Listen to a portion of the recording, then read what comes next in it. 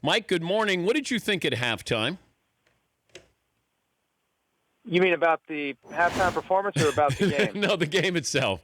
Oh, I thought it was done. I thought it was over. Now, I thought that scoring the 3 points, Dan, to make it 21-3, and giving Bill Belichick that extended 20-minute opportunity to make some adjustments could give the Patriots an edge, and they forced a 3-and-out to start the third quarter, and I thought, hey, maybe they have something going on here. But once it went to 28-3, I just thought it was a matter of time before we packed up and went home. So I knew there was an opportunity. I knew there was a window, but I thought the Patriots would have to score first in the second half to take advantage of it. They didn't, but they still found a way to work it out. All right, speaking of halftime, who had a better performance last night, Lady Gaga or Tom Brady? Oh, Tom Brady had a better performance, but I tell you what, that was the best halftime show I've ever seen. It really was. I was amazed. I was blown away by it. And, you know, the way that a political statement was made without a political statement being made at the beginning, it was powerful. It was very, very powerful. It was great to be there for it. And I thought that was going to be the highlight of the night until the second half started. All right, the way the Falcons handled the clock, play calling 8 minutes ago in the fourth quarter, how would you describe that? Well, it's amazing. Unfortunate. 3rd and 1, and you drop back to pass, and you get the strip sack, and then you've got the ball. 1st and 10 on the New England 22 with less than 4 minutes to go. Julio Jones just makes one of the great catches in Super Bowl history. The sense of inevitability immediately filled NRG Stadium that the Falcons are going to win. Yeah, hey, look, the Patriots, respectable. They've got it to 8 points, but now it's time for the Falcons to go up by 11 or 15, and it's over. It's done. They're on the 22. And what do? They run the ball once, they lose a yard, then comes the sack, then comes the holding penalty, and the next thing you know, the Patriots get the ball back, and Tom Brady has a chance to take them 91 yards. And I tell you what, whether you blame Kyle Shanahan for calling a bad play, whether you blame Dan Quinn for not telling Kyle Shanahan, no, we're not dropping back to pass in this situation, enough blame to go around, but a blown opportunity from a moment where it felt like the Falcons had won that game. I didn't understand it. I kept thinking, okay, they better not pass. And then he goes back to pass, and I'm going, all you have to do is run the ball 3 times, make the Patriots use a timeout or 2, and you have a great field goal kicker. And if you get in field goal, just center it for him, put it wherever he wants it, and then you're going to win the Super Bowl. I thought it was that simple.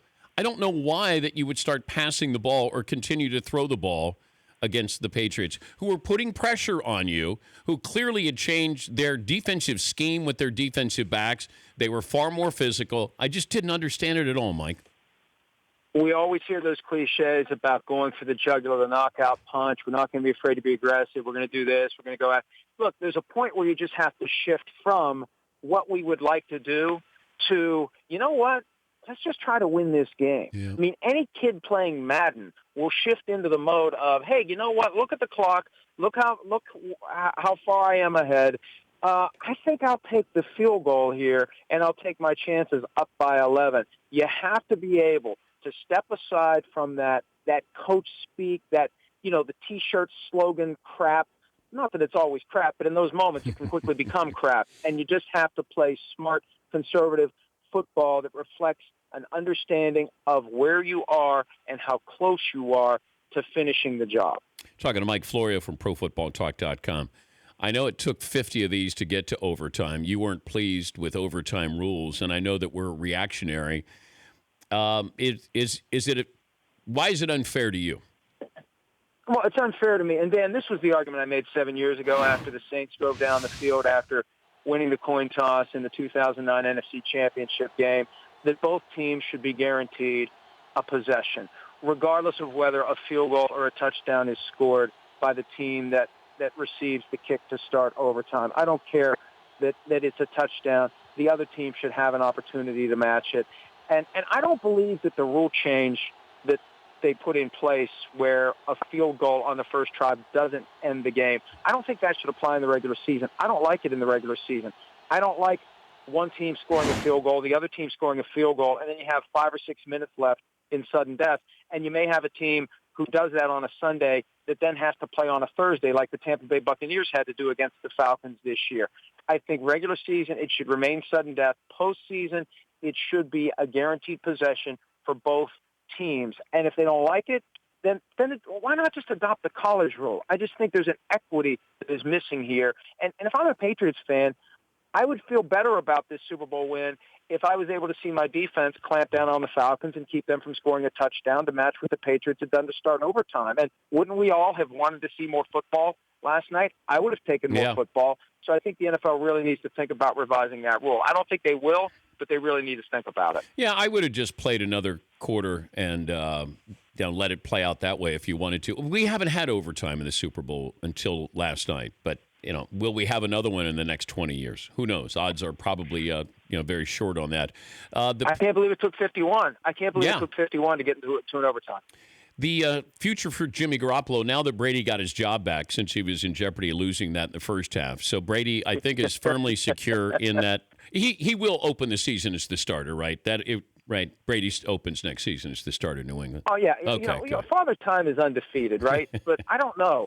I mean, Tom Brady's going to give him a better run than anybody else ever has in sports. And if you're Jimmy Garoppolo, you have to ask yourself, do I want to stick around as the backup to Tom Brady? If they offer me $7, $8, $9 million a year, do I want to wait to become the heir to Tom Brady? And after last night, at some point you want to have a heart-to-heart with Tom. Say, look, Tom, I'm not trying to float you on an iceberg here, but at least give me an idea. I've got some career decisions of my own to make. Are you going to play 2 more years, 5 more years, 10 more years? What's it going to be? And I think Brady cares enough about the organization that he would like to have, the phrase we've heard so much over the past couple of weeks, an orderly transfer of power from one to the next. So, whatever Brady's going to do, I think he should tell Garoppolo so Garoppolo can make a decision. And, Dan, they're represented by the same agency, which maybe makes that, not so unlikely that Brady wouldn't be candid with Garoppolo about how long Brady plans to keep going so Garoppolo can make a good decision about what he's going to do next. Well, Brady could tell his agent, Don Wee, who could then pass the information on to Jimmy Garoppolo. He didn't even have to tell Garoppolo. He could tell his agent, who could then tell Garoppolo. Sources close to me tell me. The press conference with the MVP press conference, which is what I said, if you're looking for a scenario that you want an uncomfortable feel to it, it won't necessarily be the podium. It would be if Brady won the MVP. Well, that's ready to start in about 2 minutes here. How awkward do you think this will be? Well, I think they tried to bury the hatchet last night. I think Tom Brady, when you throw in the fact that his mother's been dealing with an illness for the last 18 months, Tom Brady is all about taking the high road on this one. So I think Tom Brady is going to do what he has to do to rise above it, because he knows that the real revenge is coming the first Thursday night of the season, when we now know Roger Goodell's coming back to Foxborough. He's been invited. He took the Italian grandmother approach and said, nobody's invited me back to Foxborough. Well, Robert Kraft's already invited him back. So that's when Roger Goodell's going to hear it. And, Dan, he was hearing it last night. I don't know how much it came through the TV, but he was hearing it last night. I said, hey, I went to the Super Bowl and the first night of the draft broke out. Safe travels, Mike. Great to talk to you, as always, and thanks for all your contributions this year to the program. All right, thanks, pal. That's Mike Florio, ProFootballTalk.com. The Dan Patrick Show, weekday mornings on Audience.